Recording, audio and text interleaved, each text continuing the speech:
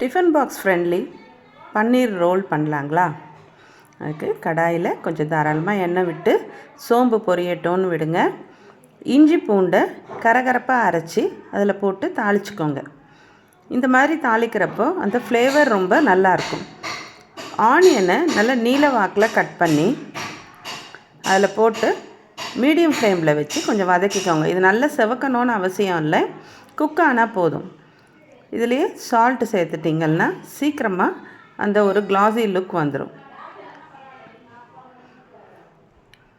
இப்போது இது நல்லா வதங்கினதுக்கப்புறம் இதில் ஒரு ஸ்பூன் கரம் மசாலா, கொஞ்சம் மஞ்சள் தூள், தேவைக்கேற்ப மிளகாய்த்தூள் இதெல்லாம் போட்டு நல்லா கலரி கட் பண்ணி வச்சுருக்கிற பன்னீரை இப்போ இதில் சேர்த்துருங்க. போட்டு நல்லா இந்த மசாலா ஃபுல்லாக கோட் ஆகட்டோன்ட்டுன்னு கலரி விட்டதுக்கப்புறமா இதில் கொஞ்சம் கஸ்தூரி மேத்தி சேர்த்துக்கோங்க. அது போட்டு கலரினதுக்கப்புறம் அடுத்து நிறைய கொத்தமல்லி தழைங்களை கட் பண்ணி அதையும் இதில் சேர்த்துருங்க. நல்லா கலரி விட்டு எடுத்தால் இப்போ உங்களோட ஃபில்லிங் ரெடி.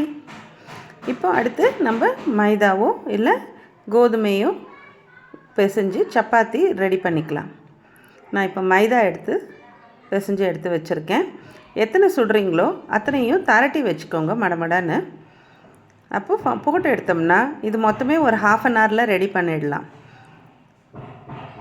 தவாவில் சப்பாத்தி 2 பக்கமும் நல்லா வெந்ததுக்கப்புறம் எண்ணெய் விட்டு வேக விட்டுக்கோங்க. அதுக்கப்புறம் இந்த ஃபில்லிங் எடுத்து சென்டரில் வச்சு இது ஃபுல்லாக ஸ்ப்ரெட் ஆகிற மாதிரி நேருக்கு நீட்டுக்கு வச்சுக்கோங்க. இப்போ அந்த பக்கம் ஒரு மடிப்பு, இந்த பக்கம் ஒரு மடிப்பு போட்டு ஒரு லைட்டாக ஒரு ப்ரெஸ் பண்ணி விட்டு இதை பாதியாக கட் பண்ணிங்கன்னா உங்கள் டிஃபன் பாக்ஸில் பேக் பண்ணுறதுக்கு ஈஸியாக இருக்கும்.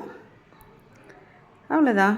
இப்போது பன்னீர் ரோல் ரெடி.